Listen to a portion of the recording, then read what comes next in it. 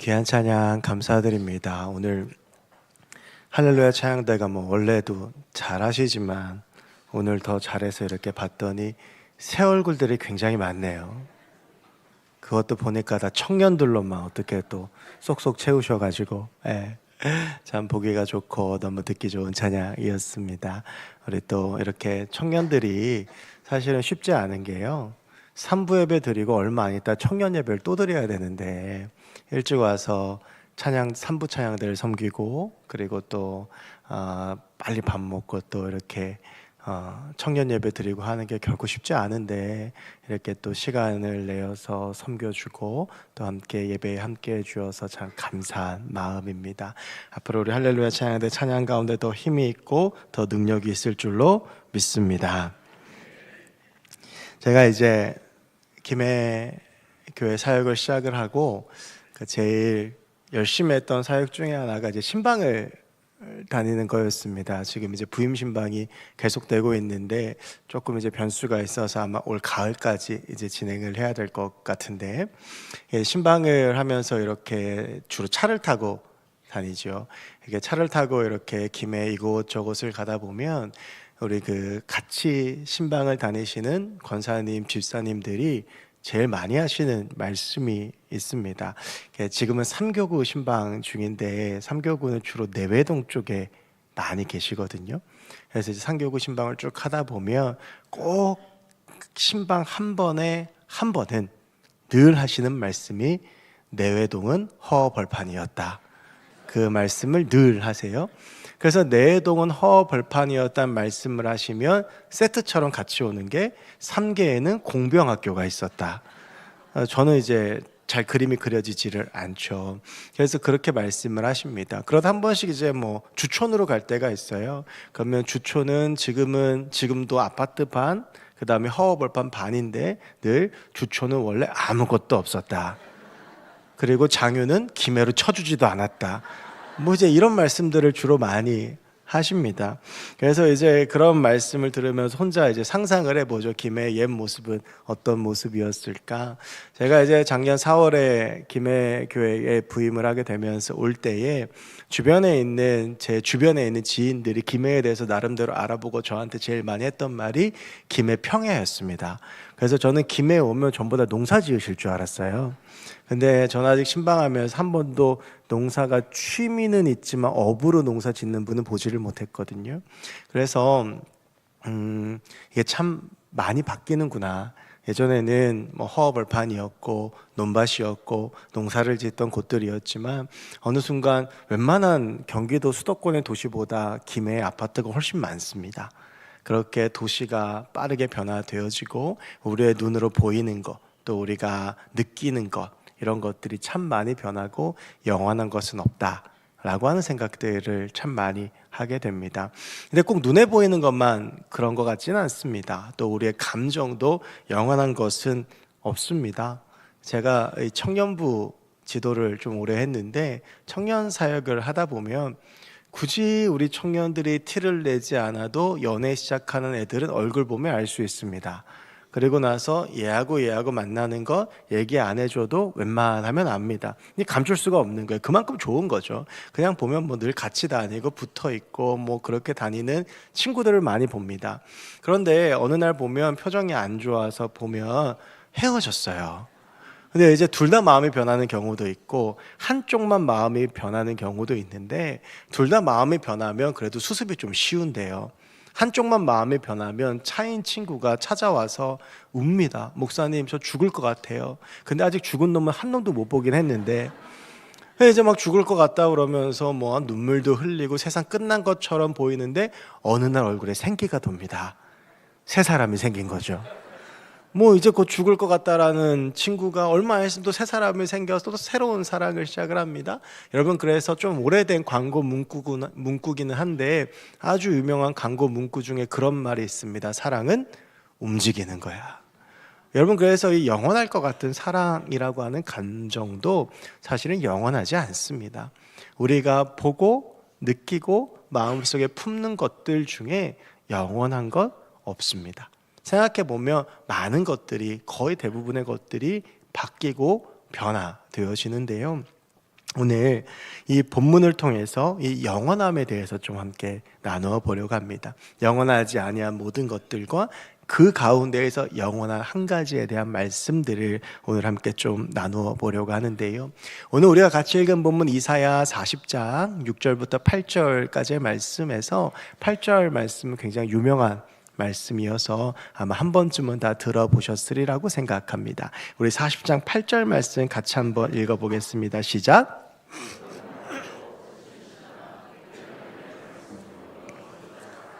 아멘. 이 말씀이 말씀하고자 하는 핵심은 하나님의 말씀은 영원하다라고 하는 것입니다.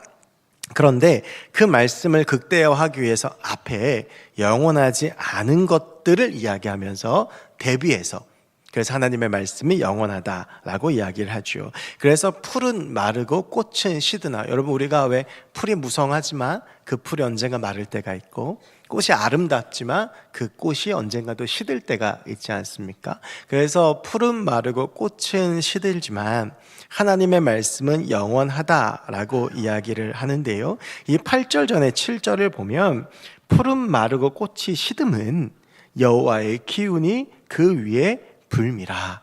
그러니까 꽃이 시들고 풀이 마르는 것은 여호와의 기운이 그 가운데 함께하기 때문이다. 이 말씀은 하나님의 창조 법칙이 영원한 것이 없고 언젠간 마르고 시든다라고 하는 것입니다. 여러분, 그래서 어찌 보면 우리가 사는 이 세상이 바뀌고 내 마음도 바뀌고 우리의 상황들이 바뀌고 우리가 눈에 보는 것, 눈에 보이지 않는 것들도 바뀌는 것은 사실은 하나님께서 이 세상을 만드시고 운영하시는 하나님의 창조의 법칙이다라고 할 수 있습니다. 제가 이제 군사역을 마치고 새로운 임지를 구하여야 할 때에 이제 새로운 임지를 위해서 하나님께 기도를 했습니다. 하나님, 저 어디로 갈까요? 기도하는 중에 이제 창원에서 저를 불러주셔서 제가 창원에 있는 교회에서 3년 동안 청년 사역을 했습니다. 근데 이제 제가 사역하던 그 창원에 있는 교회는 굉장히 그 독특한 위치에 있었는데 그 교회 앞에 삼거리가 있는데요. 그 삼거리에서 좌회전을 하면 바로 그 경계가 마산이고요. 그리고 이 안에는 창원입니다. 그리고 이제 이 교회에서 밑에 쪽으로 좀 내려가다 보면 장복 터널이라고 하는 터널이 나오는데 그 터널을 지나가면 그 터널의 끝부터는 진해입니다. 그래서 이 교회는 마창진이라고 하는 그 도시의 가운데에 있어서 이쪽으로 가면 마산, 이쪽으로 가면 창원, 이쪽으로 가면 진해, 그 위치에 이제 교회가 위치를 하고 있었습니다. 그런데 이제 그 진해로 가는 길목이었거든요, 그 교회가. 근데 여러분, 이제 진해 그러면 제일 먼저 생각나시는 것이 군항제가 생각나실 겁니다. 이제 벚꽃이 유명하고 그래서 3월 말부터 4월 초 그때 개화 시기가 되면 일주일 정도 이제 군항제라고 하는 유명한 축제가 있는데 그 축제에는요, 서울, 경기, 뭐 충청도 전국 각지에서 다 모여듭니다. 저는 그 교회가 그렇게 주거단지도 아니고 그리고 뭐 별로 이렇게 번화가도 아닌데 교회 앞에 8차선 도로가 있는 이유를 이해를 못했거든요. 근데 제가 군항제가 되니까 이해가 되더라고요. 이게 진해로 가는 차들 때문에 차들이 너무 많아서 이게 완전히 앞에가 주차장이 되는 겁니다.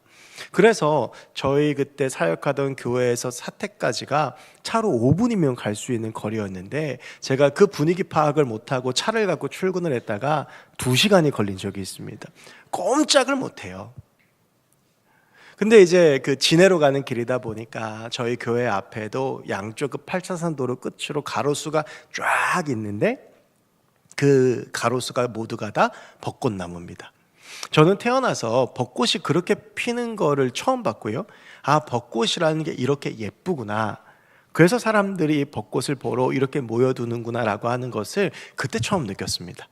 그래서 그때 저도 이제 뭐 저희 가족들하고 가기도 하고 또 교회 청년들하고 앞에 사진도 찍고 교회 앞에 벚꽃이 많으니까 그 차에서 기다리던 사람들이 와서 사진을 찍으면서 행복해하는 그런 모습들도 봤는데, 근데 그렇게 아름답다고 느꼈던 벚꽃이었는데요, 일주일 있다가 다 떨어지는 거예요.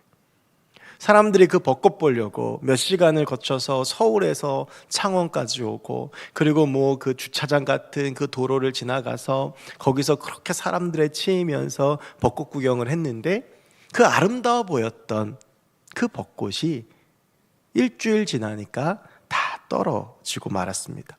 제가 이제 그 광경을 보면서 무슨 생각을 했냐 하면 참 허무하다. 저렇게 아름다워 보이는 벚꽃도 결국엔 일주일 만에 떨어지고 아무것도 남지 않고, 여러분 벚꽃이요 땅에 떨어지면 아무도 그 벚꽃을 소중하게 생각하지 않습니다. 다 밟고 다니지. 저렇게 시들고 떨어지는 때가 오는구나 라고 하는 생각을 했던 경험이 있습니다. 여러분 오늘 8절의 말씀처럼 풀은 마르고 꽃은 시듭니다. 제가 벚꽃을 보면서 느꼈던 것처럼 그 벚꽃도 언젠간 떨어지고 시들고 땅에 떨어지고 밟히는 때가 있습니다. 그런데 오늘 8절의 말씀은 단순히 문자적으로 풀은 마르고 꽃은 시든다라고 말하는 것이 아니라 사실 이 8절의 말씀은 비유의 말씀입니다. 여러분 우리 6절 말씀 같이 한번 좀 읽어보실까요? 6절입니다. 시작.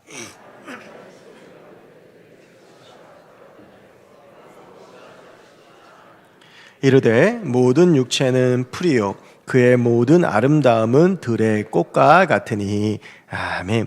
여러분 오늘 이 본문은 이사야 선지자의 예언의 말씀입니다. 하나님께서 이사야 선지자에게 주신 말씀을 이사야 선지자가 선포했던 말씀이죠. 말하는 자의 소리여 이르되 외치라 라고 하나님께서 말씀하시니 이사야가 하나님 뭐라고 외칠까요? 라고 물어봅니다. 그때 하나님께서 이르시되 모든 육체는 풀이요 그의 모든 아름다움은 들의 꽃과 같다. 그 풀이 마르고 꽃이 시듬은 여호와의 기운 때문이요 그래서 풀은 마르고 꽃은 시든다 라고 하는 말씀이죠. 여러분 풀은 마르고 꽃은 시든다 라고 하는 것은 우리의 인생을 비유적으로 이야기를 해서 우리의 인생의 덧없음을 상징하는 것입니다.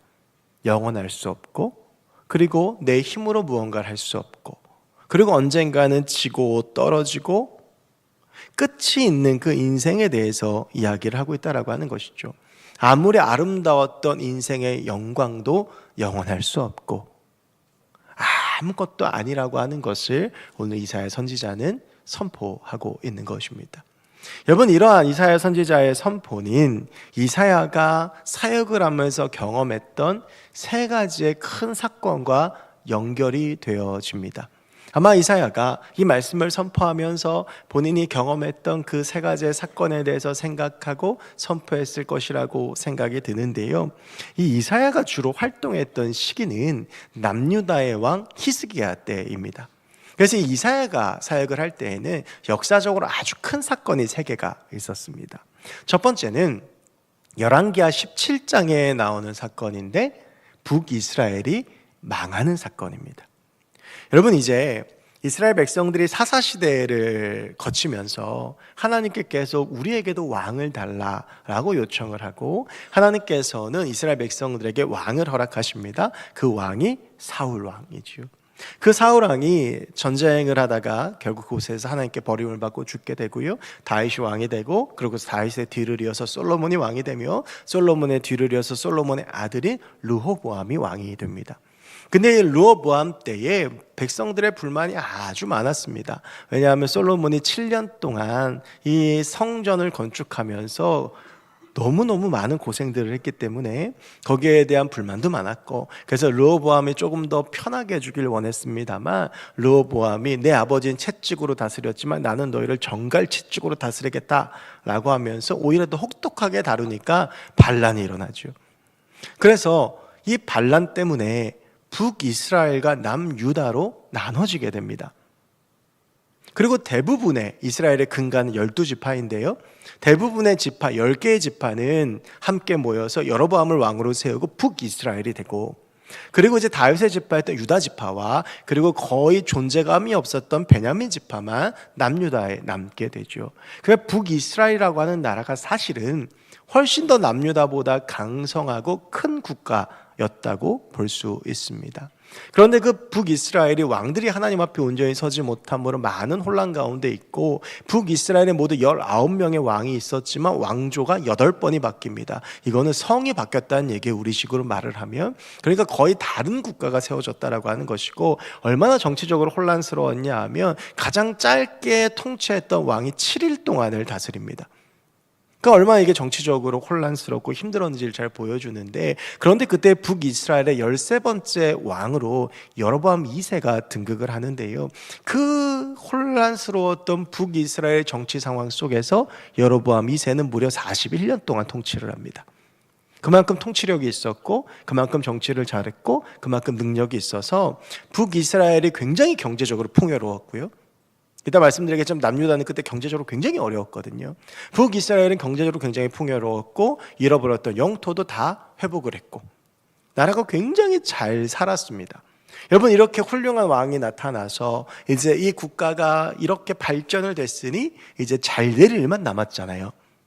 아마 남유다 사람들은 북이스라엘 보면서 부러워했을 겁니다. 와, 저 국가가 저렇게 혼란스럽고 저렇게 힘든 일이 많지만 근데 지금 너무 잘 되고 앞으로 정말 좋겠다.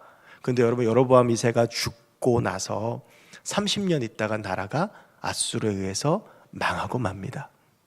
그러니까 여로보암이 13번째 왕이었는데 이 30년 있다가 19번째 왕이 호세아 왕이 되거든요.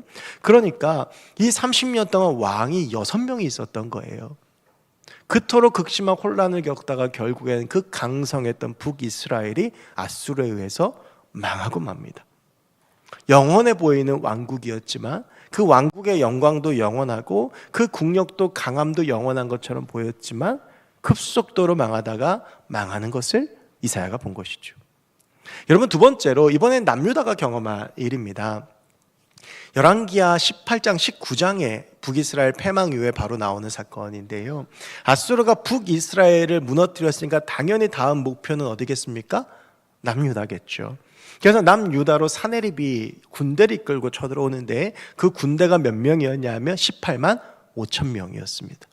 어마어마한 군대입니다. 그랬더니 이제 이 히스기야가 아수르하고 싸울 수 있는 엄두가 안 나는 거예요. 그래서 조공을 바쳐서 평화롭게 이 일을 정리하고자 합니다. 그런데 조공을 바칠 게 없어요. 그래서 아마 한 번쯤은 들어보셨을 겁니다. 히스기야가 조공을 어떻게 바치냐 하면 솔로몬 성전에 있는 금을 다 벗겨내서, 기둥과 벽에 있는 금을 다 벗겨내서 그걸로 조공을 드릴 정도로 나라가 비참해졌습니다. 근데 이제 그 조공이 끝나니까 사네립이 그 공격을 멈추지 않죠. 18만 5천 명이 남유다로 쳐들어와서 예루살렘을 둘러싸고 이제는 풍전등화 가운데 남유다가 놓였고, 북이스라엘을 멸망시킨 아수르가 남유다를 멸망시키는 것도 머지않아 보입니다.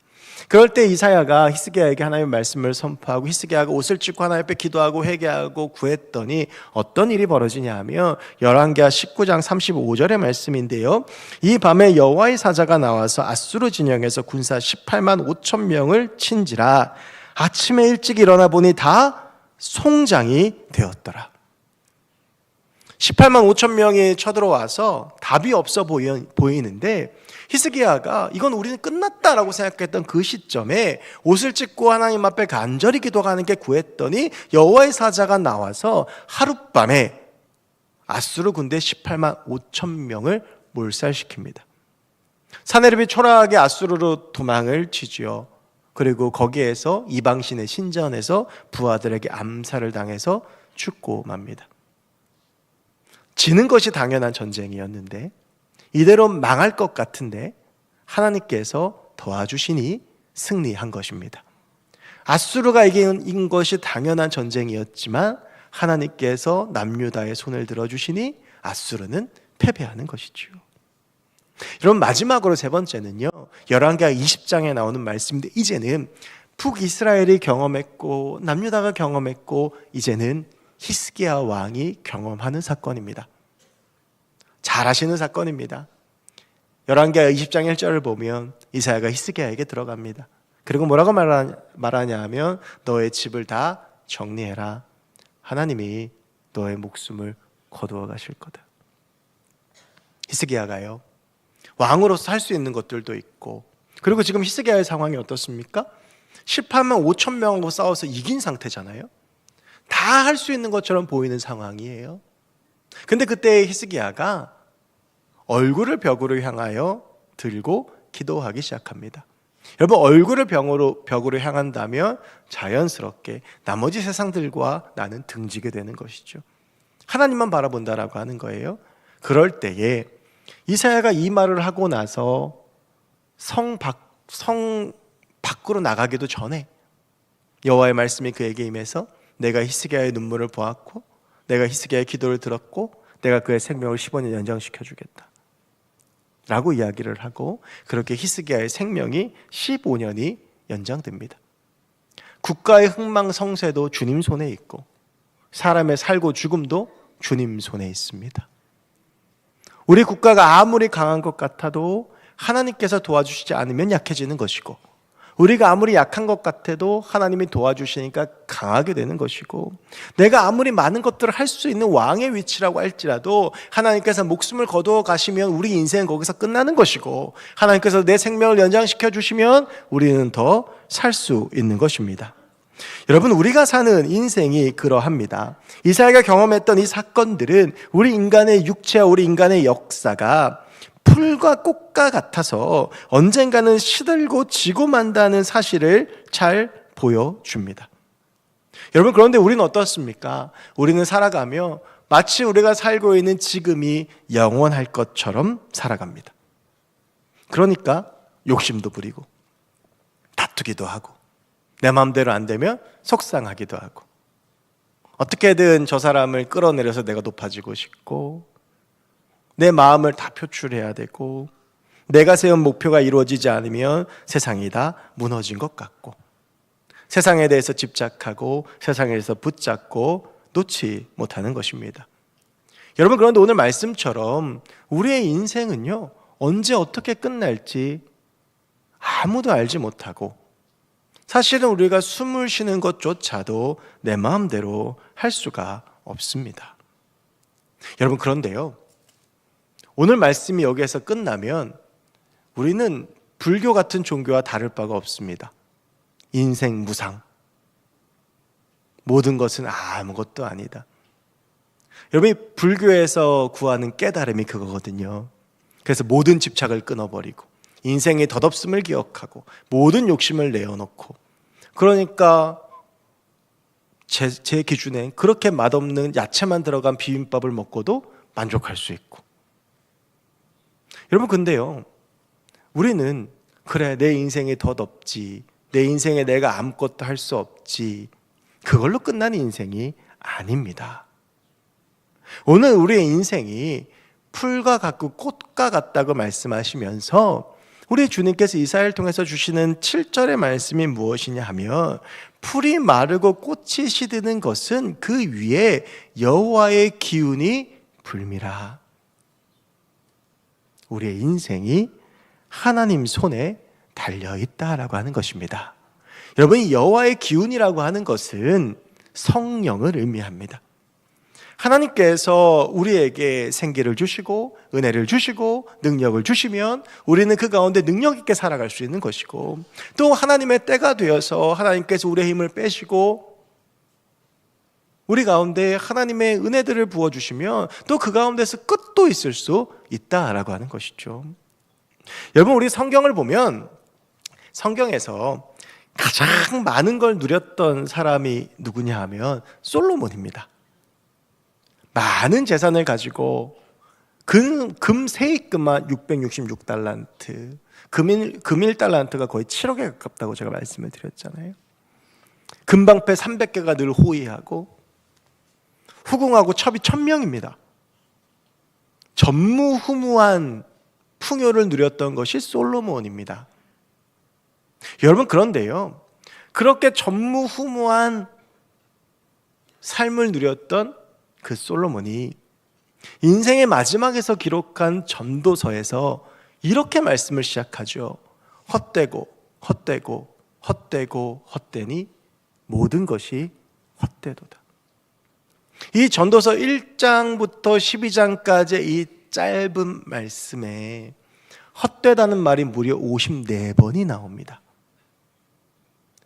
이게 전부인 줄 알고 살았는데, 내 인생 영원한 줄 알고 그 가운데 누리고 살았는데, 여러분 그러니까 이방에서 솔로몬을 보러 오고 스바 여행에 왔을 때 솔로몬이 자기의 재산을 자랑하고 자신의 군대를 자랑하고 자신의 가진 것들을 자랑하잖아요.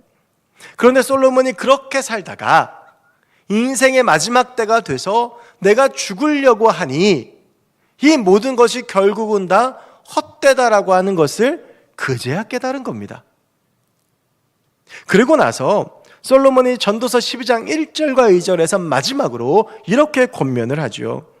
너는 청년의 때에, 여러분 여기서 청년의 때라고 하는 것은 어떤 말이냐 하면 굳이 꼭 세대 청년을 말하는 것이 아니라 빨리라는 말입니다. 너는 빨리 깨달아라. 너의 창조주 하나님을 기억해라. 곧 곤고한 날이 이르기 전에, 네 육체가 병들고 죽는 순간이 이르기 전에, 나는 아무 낙이 없다고 할 해들이 가깝기 전에, 내 모든 삶의 의미들을 잃어버릴 그때가 오기 전에, 해와 빛과 달과 별들이 어둡기 전에, 세상이 그 빛을 잃어가면서 내 생명이 꺼져가기 전에, 비 뒤에 구름이 다시 일어나기 전에, 다시 내 인생 가운데 폭우가 내리기 전에 너는 기억해라. 너의 인생은 하나님의 것이다. 여러분, 우리의 삶이 하나님께 있는 줄로 믿습니다. 우리가 살고 싶다고 해서 사는 것도 아니고, 우리가 버리고 싶다고 해서 버릴 수 있는 것도 아니고, 우리의 삶의 모든 것은 우리 주님 손에 있고, 그래서 우리에게는 주님이 필요합니다. 여러분, 저는요, 제가 제일 못하는 것 중에 하나가 있는데, 제 방에 들어오는 꽃이 단 한 번도 살아서 나간 적이 없습니다. 제 방에 들어오면 늘 제 방에 있는 화분은 죽어서 나갑니다. 이번에도 화분 2개가 들어왔는데 나름대로 하려고 했는데 결국 죽어서 나갔습니다. 그런데 여러분, 꽃이요, 너무 살고 싶어요. 그래서 난 너무 살고 싶어라고 하는데 그 꽃이 할 수 있는 게 아무것도 없어요. 제가 물을 주지 않으면 물도 먹을 수 없고요, 제 방에 햇빛이 잘 안 들거든요. 그러니까 이걸 제가 시간을 내서 해를 쬐어주지 않으면 해도 볼 수가 없고요. 그래서 결국에는 이제 제가 제 책상 옆에 있는 게 꽃이 이제 2송이가 이렇게 피어 있었는데 끝까지 살고자 했으나 결국은 못 살았습니다. 여러분, 우리의 인생이 혹시 가련한 그런 꽃과 같지 않습니까? 내가 할 수 있는 게 아니거든요. 내 힘으로 하는 게 아닙니다. 내 인생은 여호와의 기운이 불매 따라서 살고 죽는 것이고, 내 인생의 모든 것은 주님 손에 있는데 우리는 어떻게든 내 힘으로 살아보려고 몸부림칩니다. 그러나 여러분, 영원하지 못한 우리의 인생 가운데 오직 필요한 것은 영원한 하나님의 은혜인 줄로 믿습니다. 우리가 주님을 붙잡고 살 때, 우리가 하나님 붙잡고 살아갈 때 그 삶 가운데 하나님의 역사가 일어나는 겁니다. 아무리 많은 것을 누리며 살았어도 하나님이 없는 인생을 살아갔던 솔로몬이 결국엔 마지막에는 헛되다라는 이야기를 50번을 넘게 하는 거예요. 그 많은 것을 누리며 살았지만 결국엔 내가 하나님 앞에 갈 때가 돼서 내 인생을 돌이켜보니 이 모든 게 다 헛된 거예요. 그러면서 후회하는 것이죠. 청년의 때에, 내가 더 젊었을 때에, 내가 더 빨리 나에게 이런 은혜 주시고 내 삶의 주관자 되시고 나의 삶의 주인 되시는 하나님을 기억했어야 되는데. 여러분, 저는 이 솔로몬의 후회가 우리의 후회가 아니길 원합니다. 우리는 삶의 순간마다 하나님을 붙잡고 나의 주인 되신 하나님을 의지해서 내 인간적인 힘과 그 노력과 인간적인 마음들과 인간적인 생각들에 사로잡혀서 어차피 내 마음대로 안 되는데 우리가 이걸 못 놓는 거예요. 내가 한다고 해서 되는 게 아닌데, 이게 내가 노력해서 내가 몸부림쳐서, 여러분 이게요, 인생을 그냥 아무 의미 없이 살라는 이야기가 아니라 하나님을 떠난 그 어떤 노력도 무가치하다라는 겁니다. 하나님이 계시지 않은 내 인생의 그 어떤 몸부림도 의미가 없다라고 하는 겁니다. 하나님 안에 있을 때, 하나님을 붙잡을 때 그 인생이 진정으로 복된 인생인 줄로 믿습니다. 여러분, 이제는 영원한 것에 대해서 좀 한번 주목해 보겠습니다. 오늘 8절 후반부를 보면 풀은 마르고 꽃은 시드나 영원한 것이 하나 있는데 그것은 하나님의 말씀이라고 선포를 합니다. 근데 여러분, 우리가 이 8절 말씀을 좀 주의 깊게 주목해서 볼 필요가 있는데요, 이게 이제 한글 성경으로 보면 그 차이가 느껴지질 않는데 원어를 보면 여기 쓰이는 하나님의 말씀의 하나님이 구약의 일반적인 하나님과는 조금 다릅니다. 구약 성경에서, 특히 히브리어에서 하나님을 지칭할 때에, 부를 때에 제일 많이 쓰는 단어가 야훼입니다. 이 야훼가 여러분들이 잘 아시는 여호와입니다. 그런데 오늘 이 하나님의 말씀에서는 야훼라는 단어를 쓰지 않습니다. 여기서 말하는 하나님은 엘로힘입니다. 이제 이 엘이라고 하는 게 구약 히브리어에서는 하나님이라고 하는 뜻이거든요. 엘로힘이라고 하는 말의 뜻은 전능하신 하나님이라고 하는 뜻입니다. 그리고 이 뜻에는 통치자, 재판관이라고 하는 뜻이 있습니다. 여러분, 그래서 오늘 하나님의 말씀이 영원하다라고 할 때에 어떤 하나님의 말씀이 영원하냐 하면 전능하시고 우리의 통치자이고 재판관이신 하나님의 말씀이 영원하다라고 하는 겁니다. 여러분, 여기는 두 가지의 의미가 있는데, 하나는요, 그래서 우리의 통치자이신 하나님의 말씀이 영원하기 때문에 우리는 그 말씀을 붙잡아야 한다라고 하는 것이죠. 그분이 나의 통치자이시기 때문에 그 하나님의 말씀에 우리 인생에 답이 있다라고 하는 겁니다. 언젠가는 마르고 시들어버릴 유한한 인생의 통치자가 하나님이시니 내 걱정과 내 근심과 사람의 말과 내 말에 답이 있는 것이 아니라 하나님의 말씀에 답이 있다라고 하는 겁니다. 여러분, 우리가 이제 걱정, 근심이 생기면 어떻게 합니까? 서로 모여가지고 같이 이야기합니다. 막 나눕니다. 그럼 그때 좀 해결된 것 같죠? 근데 삶의 자리로 돌아가 보면 어떻습니까? 똑같습니다. 우리의 걱정과 근심이 바꿔줄 수 있는 것은 아무것도 없습니다. 그래서 예수님께서 말씀하시잖아요. 내가 걱정함으로 내 키를 한 자라도 더 할 수 있느냐. 걱정대로 키가 컸으면 제 키는 지금 3m가 넘을 겁니다. 저희 부모님들이 늘 걱정하셨고 저희 집안이 대대로 키가 작으니까, 근데 그렇게 걱정하셨지만 제 키는 172.3에서 멈췄습니다. 저녁에 재면 조금 더 줄어듭니다. 하도 제가 170 안 된다는 사람들이 많아가지고 172.3인데요. 걱정한다고 해서, 내가 말한다고 해서, 사람에게 지혜를 구한다고 해서, 사람을 붙잡는다고 해서 우리의 인생에 답이 나지 않습니다. 이제 어제도 저희 아이들 어디를 좀 가서 저희 아내하고 둘이 이제 무슨 이런저런 얘기를 하면서 답이 안 나온 문제에 대해서 얘기를 했는데 결국엔 답을 못 찾았어요. 사람끼리 머리를 맞대야 답을 찾을 수가 없습니다.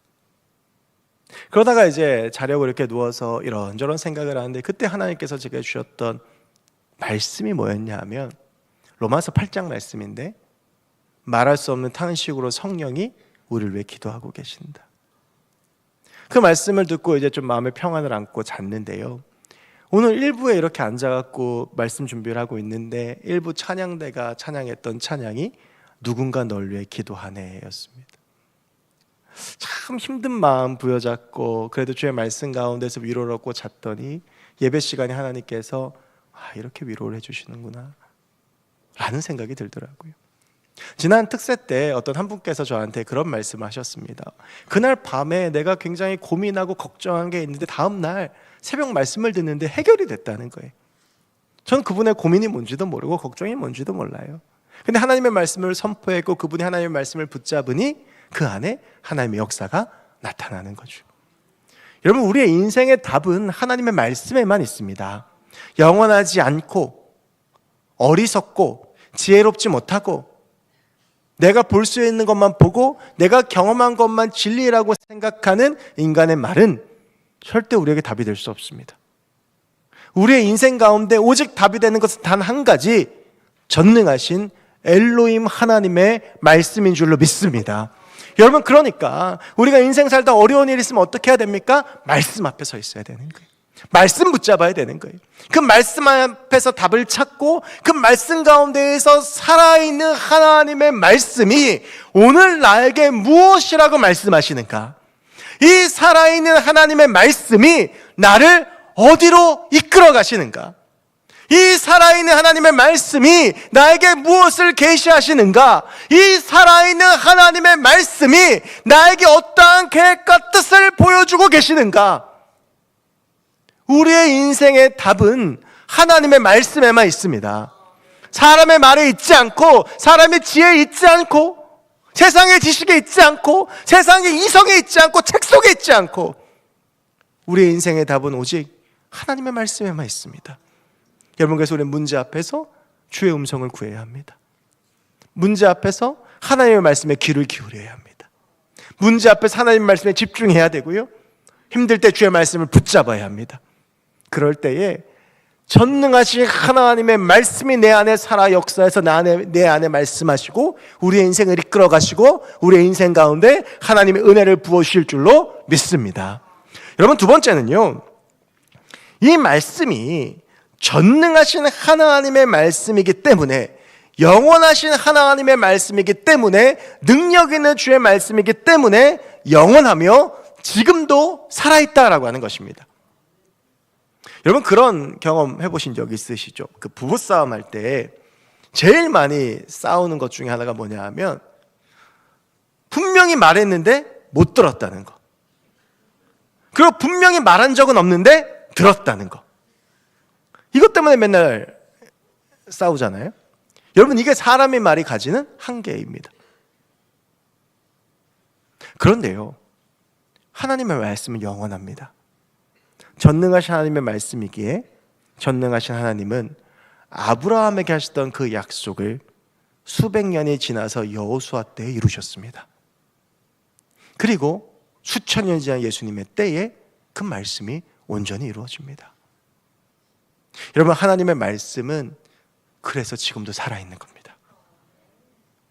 하나님의 말씀은 변하지 아니하고 우리 가운데 여전히 새겨져 있고 여전히 우리 가운데 말씀하고 있는 겁니다. 여러분, 그래서 우리가요, 말씀을 소중히 여겨야 됩니다. 제가 저희 교회에서 제일 잘한다고 생각하는 것 중에 하나, 제가 오기 전부터 했던 거지만, 설교 시간에 스크린으로 말씀 보여주지 않는 것. 설교 시간에 성경 보여주면 귀찮으면 성경책 안 갖고 옵니다. 세상에서 제일 무거운 게 성경책이거든요. 어디 있는지도 몰라요. 말씀을 소홀하게 대하는 거예요. 여러분, 요즘 TV하고 유튜브를 보면 말씀의 홍수 시대입니다. 그래서 신종 용어가 생겼죠. 설교 쇼핑, 말씀 쇼핑. 내 귀에 듣기 좋고 전달력 좋고 딜리버리 좋고 뭔가 나랑 성경 색깔이 맞고 정치 색깔이 맞고 그런 설교들만 찾아 들어요. 여러분, 하나님의 말씀은요, 우리가 취사 선택할 수 있는 게 아닙니다. 그런데 우리가 어느 순간 말씀을 너무 소홀하게 생각하는 거예요. 그러니까 하루 종일을 살아도 하나님의 말씀이 없어도 살 수 있다고 착각하는 겁니다. 여러분, 그런데 이 성경이 우리 가운데 어떻게 왔습니까? 여러분, 종교개혁이라고 하는 것은 결국에는 성경을 번역한 거거든요. 종교개혁 전까지는 성경은 라틴어로만 돼 있었고 설교도 라틴어로만 했습니다. 배우지 못한 사람은 성경을 보지도 못하고 듣지도 못해요. 그 성경을 사람들의 언어로 바꾸자. 위클리프가 그렇게 주장을 하면서 성경 번역에 애를 썼다가 죽었는데 파묘돼서 화형당했습니다.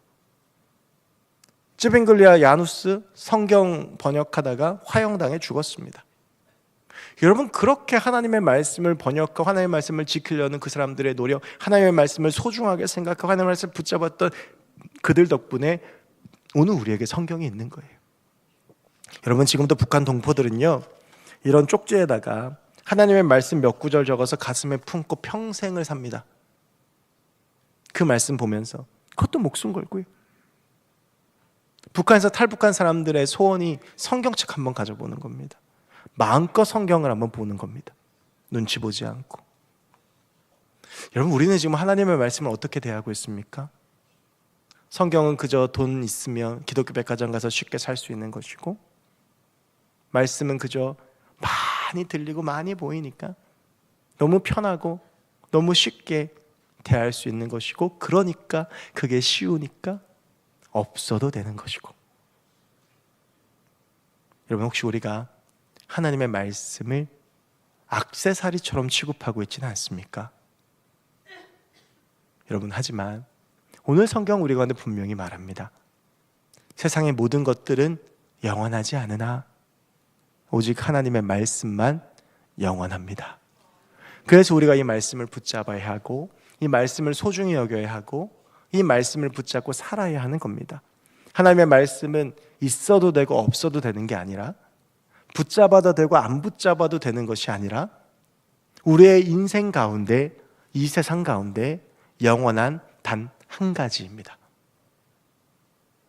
주의 말씀은 아브라함 때로부터 주어져 지금까지 변하지 않고 우리 가운데 말씀하고 있고, 우리 가운데 있는 이 성경은 여전히 성령께서 그 안에서 말씀을 조명하시고 우리 가운데 말씀하고 있습니다.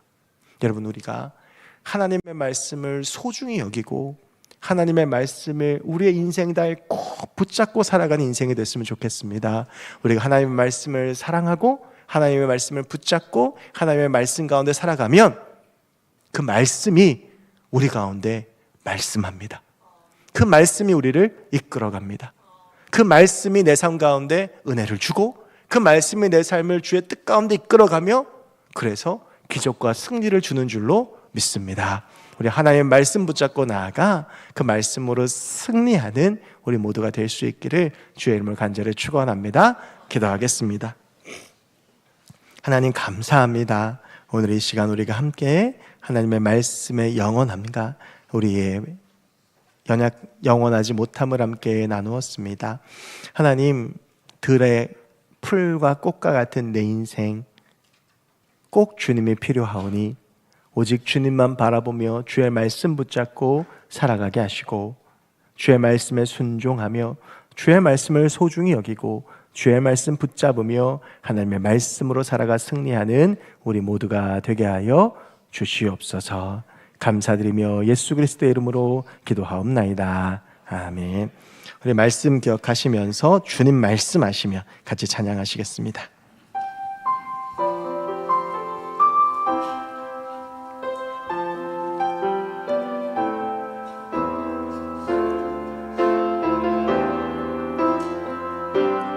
주님 말씀하시면 주님 말씀하시면